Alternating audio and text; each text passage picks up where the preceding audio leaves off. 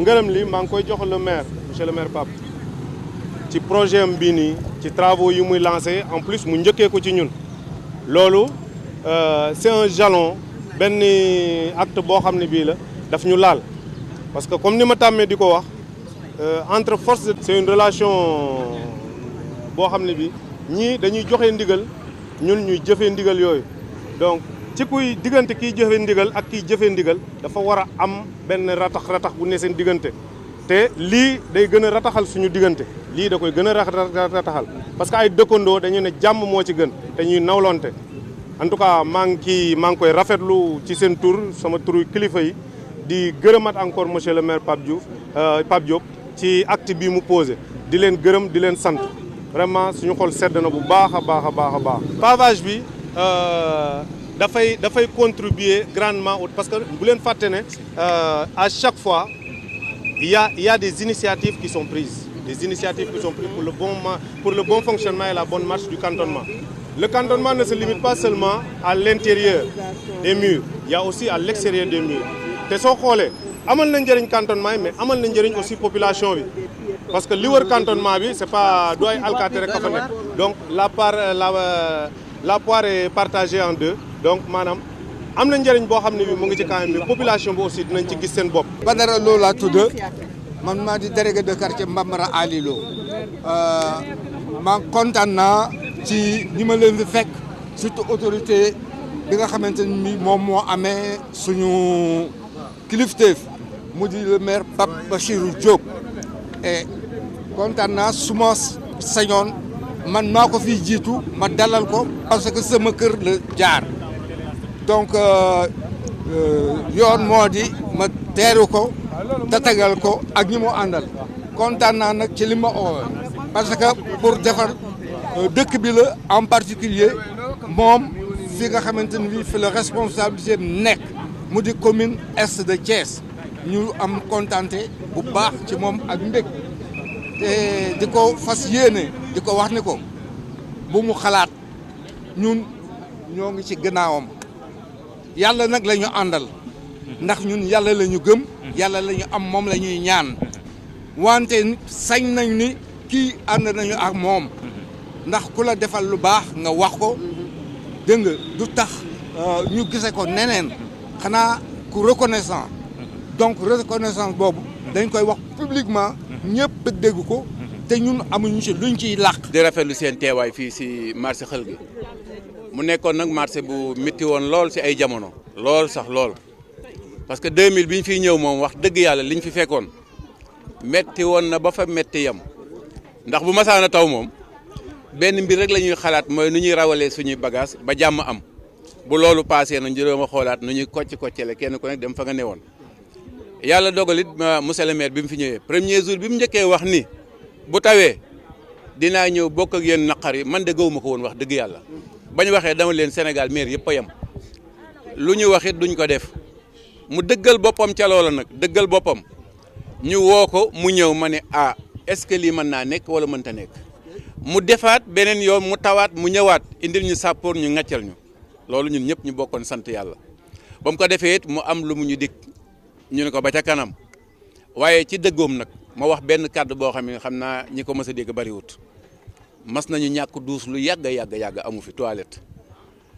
ñu am bis ma ne ko nag maire lii ma lay ñaan de bu fekkee mënoo ko neel rek mënuma ko mu ne ma dinaa ko def defe naa amoon nañu duus si kàttanu yàlla mu am bisit ñu war a wut fii lu jëm ci wàllu mbalit ma ne ko oto te bëgg nañ ko waaye nag man damaa suñu politique danga naa ma rek man naa wala mënuñu mu ne ma ah loolu de ma ne ko bàyyil ñu defal suñu bopp bul am xel ñaar ba léegi defe naa ne marché yi nekk Thiès yëpp marché bi moo si gën a set ñu siy sant yàlla bu baax it bi mu ñëwaatee waxaat beneen wax bu am solo mu ni bu soobee yàlla lu ma njëkk a am dinaa leen tabaxal yéen waa marché xël gi ah weddi gis bokk si bu leen paree ngeen jaar si hangar bi xoolal ko seen bopp ba ca teguwaal mu ni du ngeen ñu falaatee de incha allah dinañ defaraat beneen parti boo xam ne moo gën a jag defe naa lii moom it ku ko xool di nga xam ne lu jëmm la lu ñuy dem ba di ko waaj a dale ñu dale benn parti mu des benn parti loolu it dañuy ànd ñun di santaat yàlla di ko wax ni ko nag fi mu tegoon tànkam na ko fa teg ñun it fañ teg suñu tànk ñu ngi ko fa teg ñu ngi ñaan bu baax daal jamono bi nga xamante ni nii lépp ay xéewal lañ ci gis si ay ndam kenn du gis sa jàmm nag di wuti beneen jàmm ñu ngi koy ñaanal bu baax li nga xam moom la sumb yangal na ko si borom bi defal tawfiix mu àggale ko si sagoom. man la Moustapha Mbow diriger école franco-arabe Momar Lo di directeur bi voilà di jaajëfal d'abord di nuyu maire bi di ko jaajëfal ci réalisation bi mu ñuy defal li mu jot a def macha allah mais teewul mi ngi continuer gis ngeen ko nale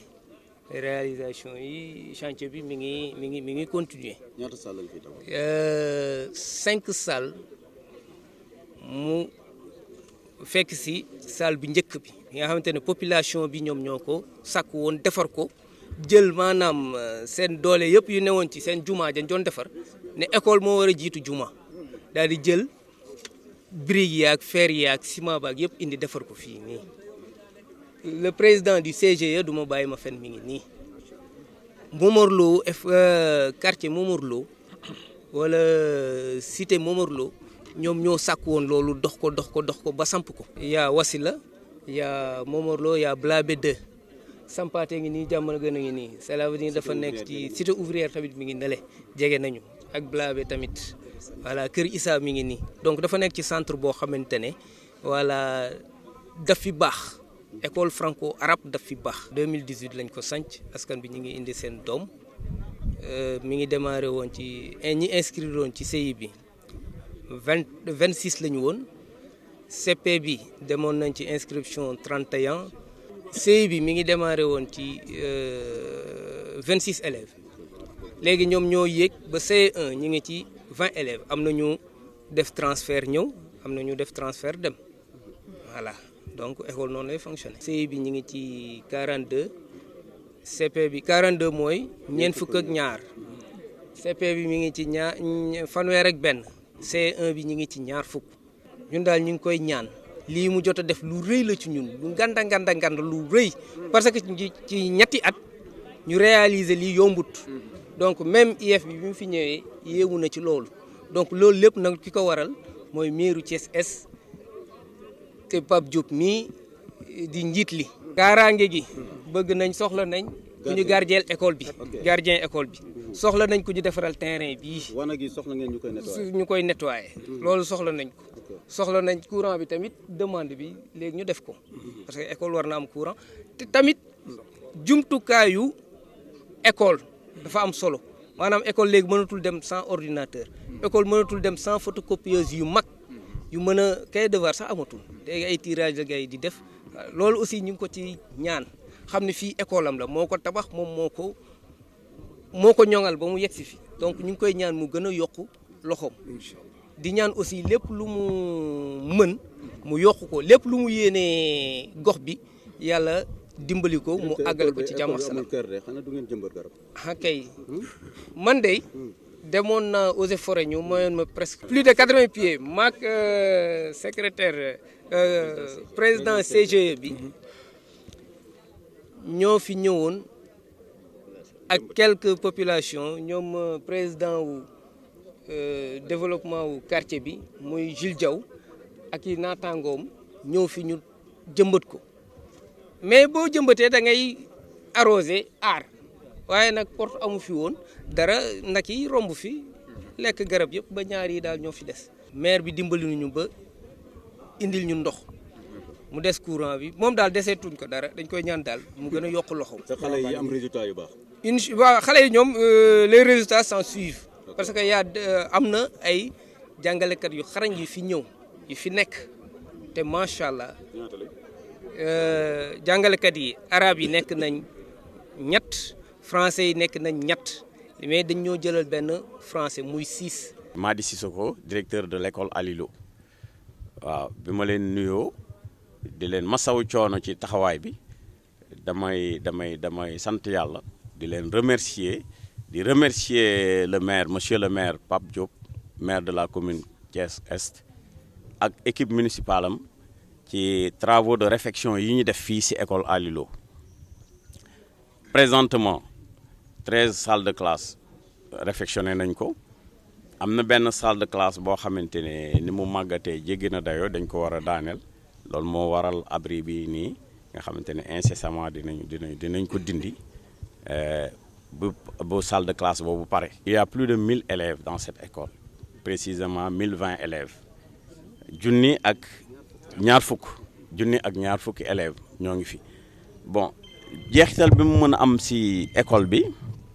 mooy d'abord cadre bi accueillant na mais aussi motivant na aussi bien pour les enseignants que pour les élèves parce que pour un enseignant quand il regarde le cadre il a beaucoup plus envie de travailler. L'élève, il s'impatiente de quitter sa maison pour venir à son école, qui est maintenant un joyau. Voilà, donc là, nous ne saurons jamais dire assez combien nous sommes heureux, n'est-ce pas, d'avoir cela. Peut-être que c'est une chance pour nous. Bég nañu trop mënuñu sax wax suñu mbégte fu mu toll ndax wax dëgg yàlla lii man ren moo fi sama at mu njëkk ma ñëw tase ci réalisation bi am nga xamante ne école bi depuis 1958 la woon kon ëpp na 60 ans di wéy musta am travaux yu mel nii ren mu ñëw coïncider ak man sama première année fii kon dama koy sante yàlla bon sante ko aussi ñi nga xamante ne yéene woon nañ ko te ñu réaliser ko ren. santaat yàlla bu baax julli ci Mohamed sallallahu alayhi wa sallam sant la commune de Thiès Est le bureau municipal ak tout le conseil municipal parce que defe naa ni su ma gëstoo damay gis conseil bépp sama ginnaaw ñu ñëw doon def si tournée boo xamante ni dafa tudd tournée visite de chantier loolu moo doon ndaje bi bon di baal ñëpp àq di baalu ñëpp àq di wax ni ñu liñ tax a jóg muy liggéey bi liggéey nag defe naa ni boo ko sumbee boo toogee ba mu am fu mu toll war nga mën a dem xool manquement yi ak yi nga xamante ni nga ci war a complété loolu moo doon solo ndaje bi tey jii ñaata waa ci koppar mi ngi fi dugg 34 millions 985 et poussière defe naa ni c'est 13 salles de classe comme ni ko directeur waxee te dañ ko réfectionné entier bu ñu duggee classe yi xam nga dañoo wax rek te gisu leen valeur yi c'est très important que tam ñu xool ko parce que bu ngeen xoolee pas de porte yi dañ ko carrelé nga dugg ci classe yi classe yëpp lañ carrelé defaraat électricité bi peinturaat classe yi charpente gi ngeen toiture yi bu ngeen xoolee li mu wax xam nga école bi defe naa ni man mooma mag defe naa ndax dañ 58 kon magee na ma 1 an kon pour ngeen xam ni demande boobu yàgg na mais ñun nag dañu ciy sant yàlla bi nga xamante ni Sénégal gépp wala Thiès gépp xam nañ ni école bi ça date de 58 ba léegi ni musul am li mu am ak état bi mu aman ak état bi mu am ku nekk xamal na ko parce que ñun ñëpp fi dëkk doomi jàmm gën mi ngi nii di def témoignage te du moom dong ñi fiy def témoignage bari na adjoint maire a ngi nii Magay Sarr Dame Thiam conseil municipal Maymouna Sow a ngi nii di conseiller ñoom ñëpp ñu dëkk fi Demba Diom ñoom a ngi nii sëñ ñi fi dëkk ci responsable ñoom Astou Sarr yëpp ak ñi nga xam ne ñooy population jàmm gën parce que tam am na loo xamante ni wet di moom gis bokkul parce que ñun li ñu leen di wan jóguñu pour def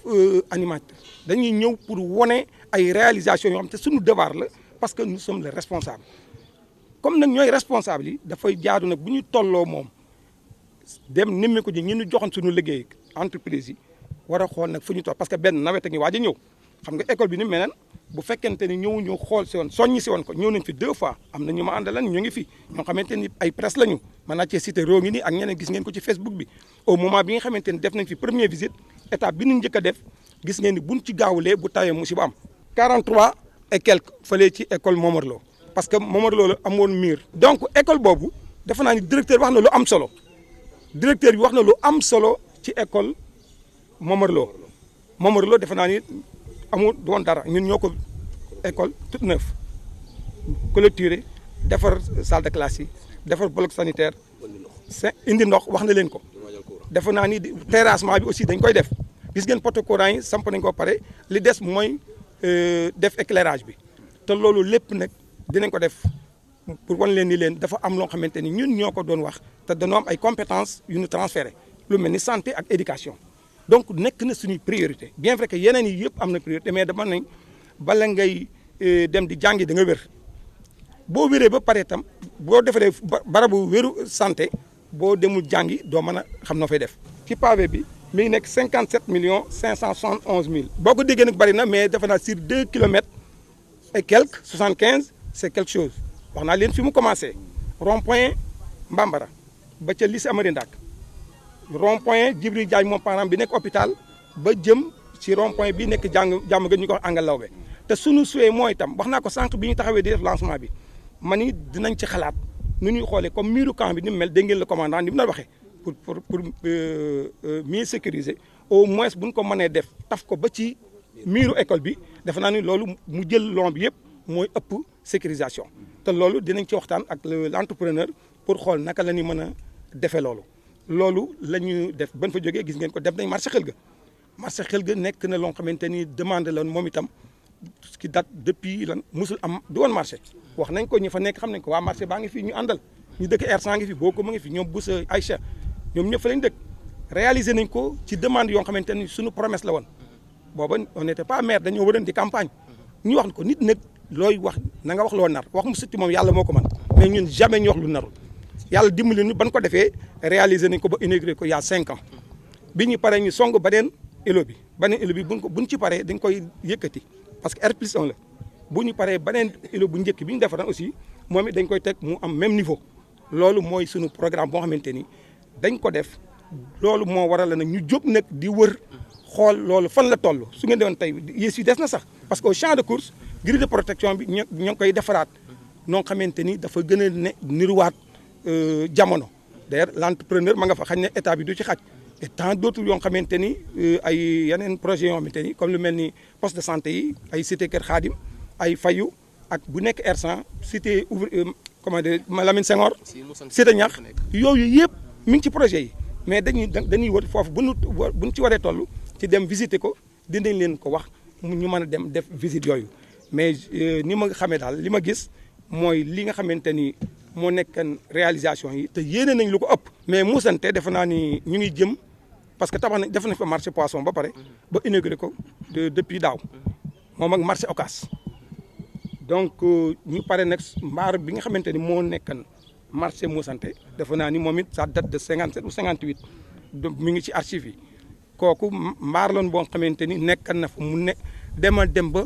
nekkatul sax lu kenn xam au moment ci Covid bi ñu àndoon ak le préfet le sous-préfet bi ñu demee di def visite yi ñu xool ni fii kat nekkatul loo xamante ni vraiment ak par rapport ak jàngoro ji ni muy mel jaadootul ñu mën a wàcc lii ci biir marché parce que booba boo demee amoon na benn puits bu fa nekk insécurité la doon def teen boo xamante dañ ko daan muur mbaar mi benn nit ñaar nit lañ ko daan fekk ay table yoo xamante ni lépp daal c'était presque de l'ordure donc on est obligé jéem a xool naka la ñuy def pour moderniser ko bi ñu waxtaanee ak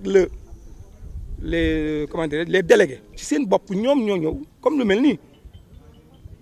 maanaam presse baa ngi fi comme lu mel nii ñu ñëw taxaw ñu ni ñu maire jël leen vos responsabilités pour defar lii parce que lii mënatul a continuer donc loolu moo tax bi ñu gisee le partenaire muy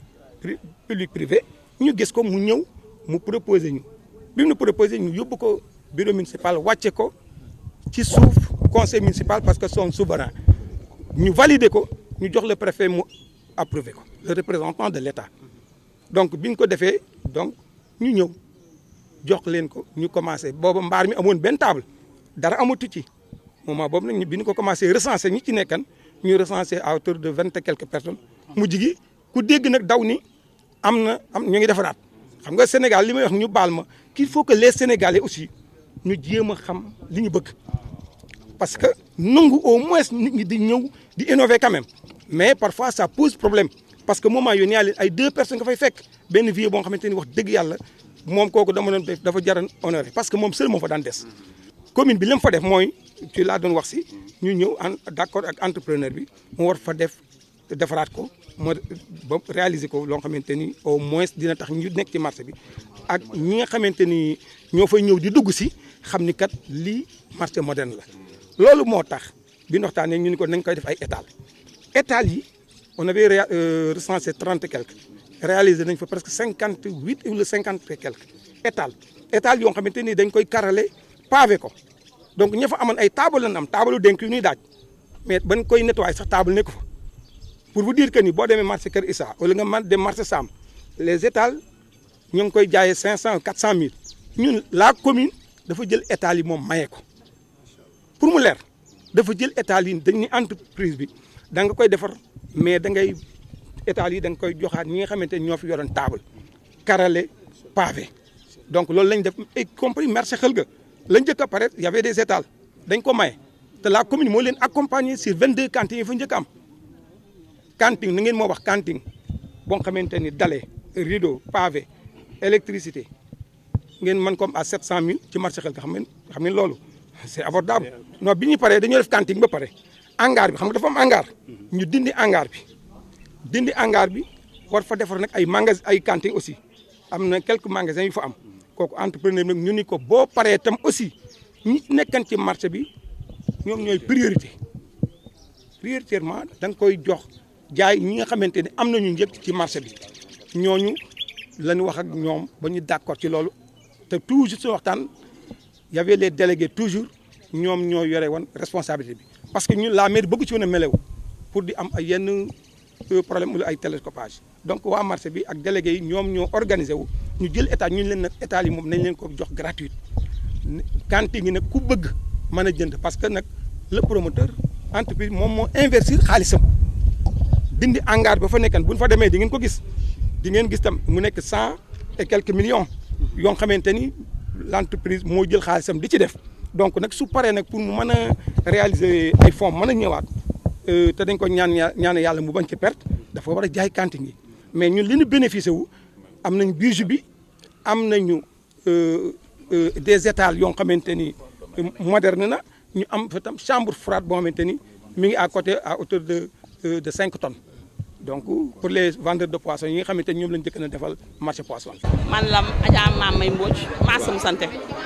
président des mareyeurs Moussante. fii kenn ma su fee ma saaw booba temps ñi ma woo fee taxaw di wax dara waaw ñu ngi sant nag ñu ngi sant yàlla di sant sunu délégué ñoom Ousmane Mbaye ñoom Badou ñoom Baye Sidi ñu ngi leen sant jëkkee jiital ci teg ci sunu maire ndax maire nu jàppale ñu xool marché bi ni mu mel délégué yi taxaw ci ñoom it ñu jàpp ci ba defaral ñun nii kon nag ñu ngi sant yàlla bu baax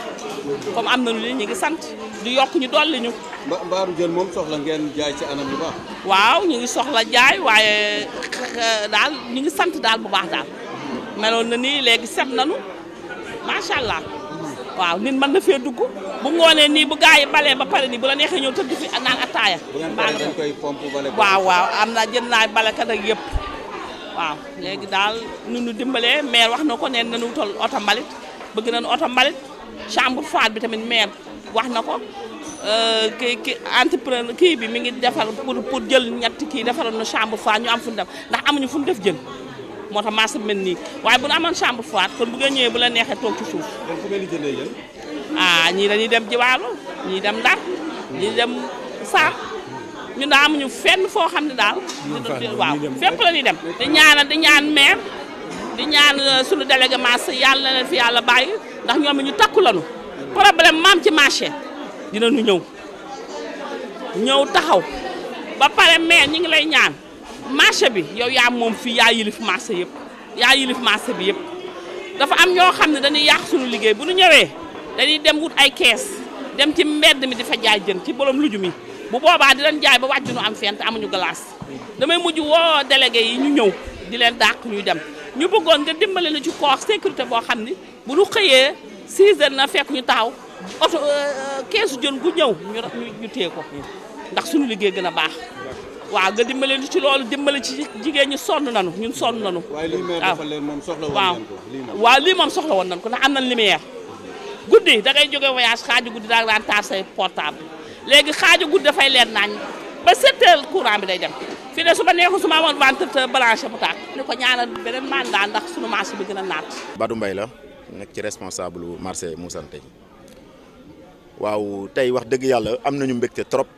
di sant bu baax a baax parce que bi ñuy commencé lii nag metti woon na parce que wax dëgg yàlla ni ko suñu kilifa gi waxee muy Thierno bu fekkonte ni déggoo woon nañoo ak maire ca début ba kon marché bi tey jii da ngeen di ñëw rek di xool naan étage baa ngi nii étage baa nga ne la mais xëy na yàlla moo ko dogalul mais maire aussi fekk si waat nañ ci suñu bëgg-bëgg ndax ñëw na di ko def par étape première étape bi mooy marché jën bi mu defar ko macha allah wax dëgg yàlla deuxième étape bi mooy bii mu song ko kon troisième étape bi mooy bi nga xam ne mooy fëgg jaay bi bu fi jógee fa la war a dem kon loolu ñun marché bi ñu ngi koy rafetlu ndax wax dëgg yàlla maire Pape Bassirou Diop dañuy wax ni mooy le seul maire boo xamante ni bi mu ñëwee ba tey construire na fi ay marché loolu dañ koy wax te chaque fois ñun UNACOIS ñu ngi koy wax fële mooy le seul maire bi nga xam ni mi ngi jéem di tabax ay cantine donte sax dooleem jotewu ko mi ngi jéem di ko def ndax defar na xël ga defar na xelkom mi ngi wàcc xelkom defar na Ocass ak xël ga muusante gi gis nga ko ñaari yi yëpp def na ko fi te mi ngi waajal ñetteel bi projet bi taxaw na kon loolu maire la boo xamante ne ni wax dëgg yàlla ñun commerçant yi de gis nañ suñu bopp ci ayam gii ñu koy wax nag am na lu ñuy dégg mais li ñuy wax moom loolu mënul ne moom du dem de troisième bi day am troisième bu soobee yàlla da koy am ndax dafa am lu mu commencé te da koy àggale ak ñun ñoo koy ànd ak moom ñoo koy campagne ñoo koy gagné ñoo koy teg ca mairie ba bu soobee yàlla loolu moom bu soobee yàlla ñun commerçant yi ñoo jël engagement boobu que ni mairie est moom jarul kenn di sonn ñun surtout marché Moussante Pape Bassirou Diop li mu fi war a def mi ngi ko fiy def pare nañ pour ànd ak moom pour jàppale ko ndax nee nañ sax troisième mandat dañ ko fi tere waaye fii kenn terewu ko fi Pape Bassirou Diop da ko fiy jël àggale suñu liggéey bi ñu ngi koy gërëm di ko sant di gërëm waa mairie est